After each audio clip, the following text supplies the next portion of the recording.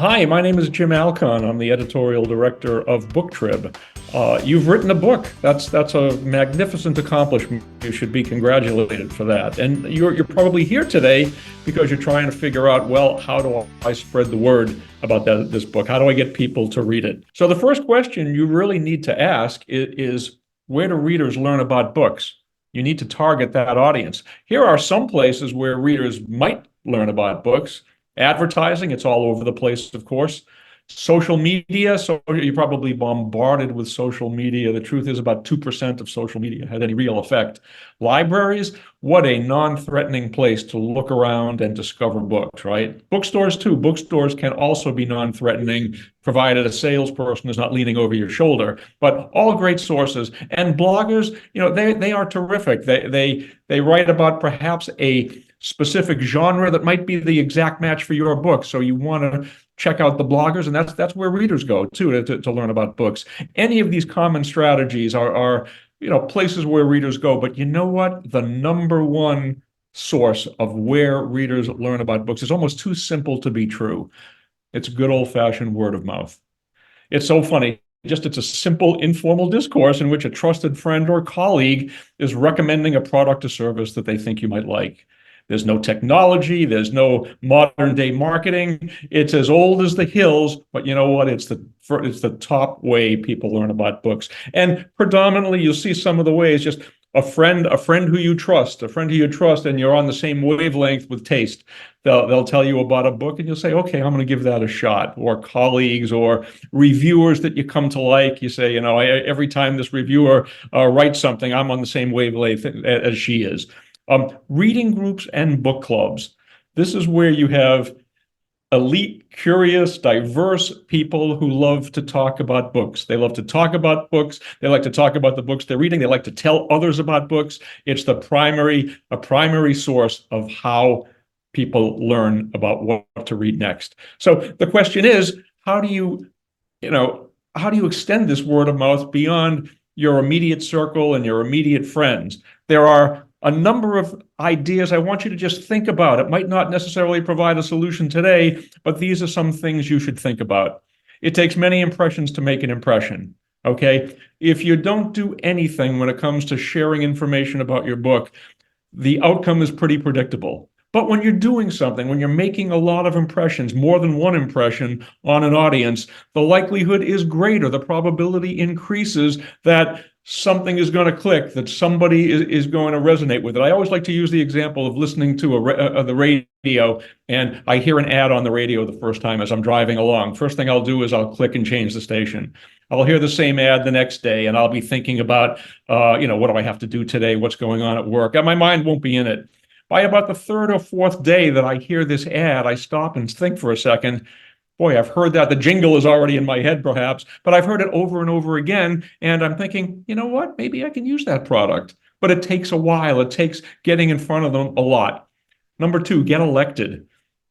Somebody once asked me, I was starting a new job, and for the first 60 days, I said, what do I do? And he said, don't make a difficult decision. Just get elected. So I'm going to liken this to an author, and I'm going to say readers need a buy-in before they're actually going to buy your book. Think about that. They need a little bit. They want to know about you. They want to hear about you. They want to feel comfortable with you. Maybe they've heard you in conversations. Maybe they've seen articles you've written. Maybe you've done reviews of other books. You talk about your book a little bit. They see you out there. And maybe they've read a review of your book. Doesn't mean they're going to drop everything and buy it, but you need to sort of work that audience a little bit and get them familiar with you before they can be expected to buy the book of someone they really don't know that well. The right influencers, okay? Everybody doesn't have to be on Oprah in order to sell a book, okay?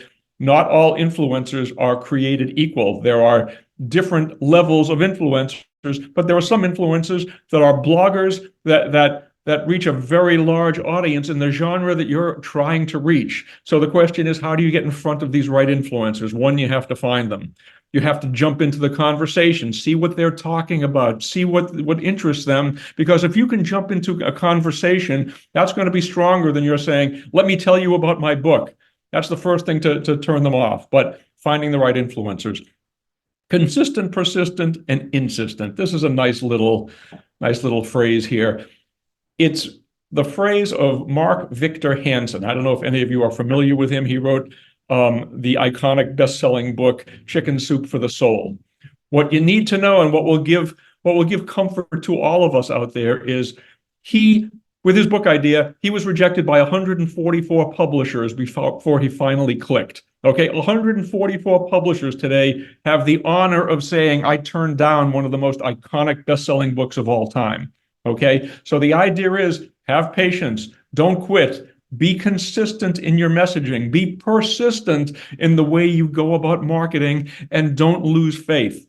Stick about it, be insistent sometimes when you have to, but consistent, persistent, and insistent. This is what finally got him a publisher. Pretty cool, huh? Extending word of mouth. Get books into readers' hands. The most valuable thing you can do is have your book in the hands of a lot, or if it's on a screen, in front of a lot of readers, okay? Somebody once said to me, don't ever give away any of your book. It lessens the value of the book. I couldn't disagree more. Get your book in as many hands as you can, and there are a variety of giveaways you can do, promotional things you can do, ways to get your book out there, because all you need is a few people saying, this was terrific, I'm going to tell somebody else about it. It's that word of mouth in action, but the only way to do that is get the book in the hands of people. Build your list.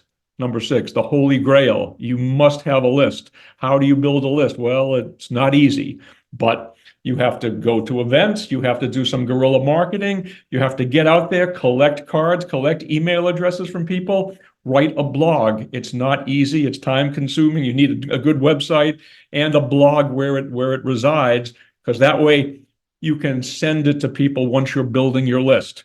Okay, meet them on social media, find them in places where book people go, but you've got to build that list and communicate, of course. Okay, be out there at bookstores, at book fairs, at conferences. If you can get speaking engagements, if you can get on a panel of authors that are talking about a particular theme or topic, you must get out there and communicate with readers and audience, or you're never going to meet them. And of course, you need the right tools. You need a media kit. Can take many different forms. It doesn't have to be as complicated as it sounds. You want to have a good bio. You want to have a 30-second elevator pitch, a number of pieces of information that you can use to communicate about your book. Okay, the right tools, and we can go on. Obviously, a website. You want to have a good working website. So think about these things as well. So what's the next step? Where do you go from here? Again, I'm the editorial director of Booktrib, and we've been working with authors to help them spread the word for 20 years. We like to think of ourselves as a discovery zone for readers, a place where readers can learn about authors that they're not familiar with, authors that they haven't heard of but probably should hear of because they're really good. And we also serve as a marketing engine for authors and publishers who represent some of those authors. We have a variety of programs all designed to push your message in front of readers. The idea is we don't pitch.